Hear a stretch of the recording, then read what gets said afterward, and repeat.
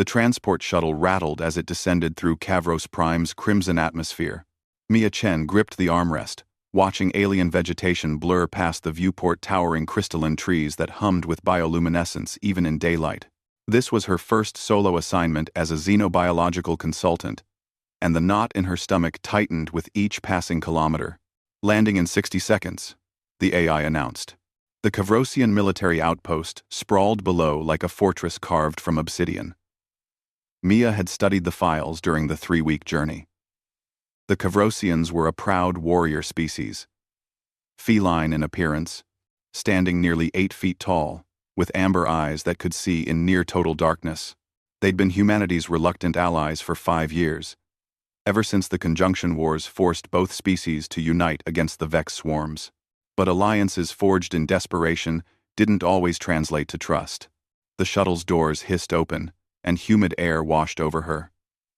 Commander Raxthor stood waiting, his spotted fur rippling silver-gray in the light. Behind him, a cohort of younger Kavrosians cubs, though each still towered over Mia's 5'4" frame, watched with undisguised curiosity. "Consultant Chen," Raxthor's voice rumbled, each word carefully pronounced through a muzzle designed for growls and roars. "Your reputation precedes you. We are skeptical of needing human instruction in our own combat protocols." Mia straightened her spine. "Commander, I'm not here to teach you how to fight. I'm here to help integrate human and Kavrosian tactical systems. We're stronger together." Also, one of the cubs snorted a sound like distant thunder. The first 3 days were brutal. The young Kavrosians, fresh from their coming-of-age trials, resented every suggestion Mia offered. They moved through combat drills with lethal grace, their natural agility making human soldiers look clumsy by comparison. But when it came to coordinating with human equipment, neural link interfaces, adaptive armor systems, synchronized fire patterns, they struggled. Again, Mia called out on the 4th evening as 10 cubs attempted to navigate a holographic battlefield while connected to human tactical feeds. "Jordan, you're dropping your left flank coverage when you engage." Jordan, a young male with distinctive rust-colored stripes, snarled in frustration. He was the most talented of the group, but also the most stubborn. His claws extended involuntarily as he yanked off the neural interface crown, hurling it against the training room wall. "This human technology is worthless," he roared. "It slows us, blinds us, makes us weak." Before Mia could respond, Jordan stormed toward the exit. His path took him directly across the thermal regulation grid, a series of heating elements that kept the training facility comfortable for both species. In his rage, he didn't notice the warning lights. His paw came down on an exposed conduit. The smell of burning fur filled the air. Jordan yowled, a sound of pure agony that sent the other cubs into immediate alert. He collapsed, clutching his injured paw, pride and pain warring in his amber eyes. Mia moved before thinking. She sprinted across the training floor, her medical kit already in hand. "Don't move," she ordered.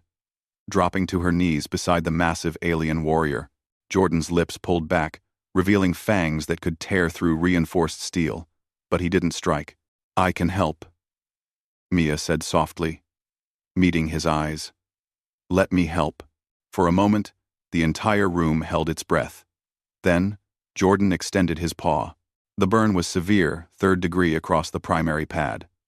Mia worked quickly, applying regenerative gel, wrapping the wound with adaptive bandaging that would adjust to Jordan's movements. Her hands were steady despite the 9 other cubs circling closer, watching her every move with predatory intensity. "This will hurt for a few days," she explained, securing the last of the wrapping. "But the gel will accelerate healing. Keep it clean. Change the bandage twice daily. And Jordan." She locked eyes with him again. "It's okay to ask for help. That's not weakness. That's wisdom."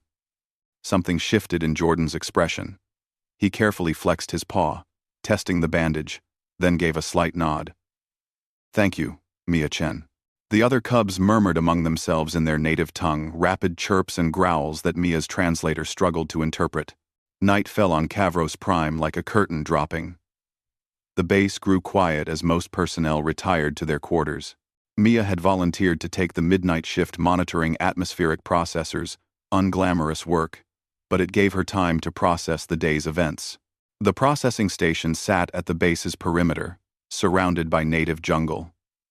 Through the reinforced windows, Mia could see bioluminescent flora, painting the darkness in shades of blue and violet. She'd just started her equipment check when the lights flickered, then died completely. Emergency protocols should have activated backup systems immediately. They didn't. Mia's training kicked in. She reached for her comm unit, but it was dead too. Localized EMP burst, possibly natural, possibly not. Either way, she was alone in the dark. Not quite alone. Shadows moved in the jungle. Large shadows. The Kavrosian wilderness harbored apex predators that made Earth's extinct tigers look like housecats ravagers with crystalline claws that could slice through military-grade armor. Mia backed away from the windows, reaching for the manual lockdown controls. Before she could activate them, she heard scratching at the main door. Not the frenzied clawing of a ravager. Something more. Purposeful. The door opened. Mia tensed, then froze. 10 cubs stood in the doorway, their eyes glowing softly in the darkness. Jordan limped forward first, his bandaged paw held carefully. The others fanned out, forming a protective circle around her position. The power grid failed, Jordan said quietly. Ravagers always hunt when the lights go dark. We will not let them reach you. But your training, Mia started, is less important than honor. Another cub interrupted. A female named Shraketh. You protected one of us. Now we protect you.